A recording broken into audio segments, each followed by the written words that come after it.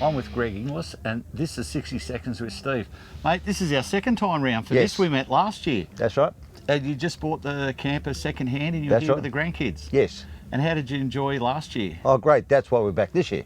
And you found it really good to stay in the MDC paddock? Yes. Yeah. Yeah.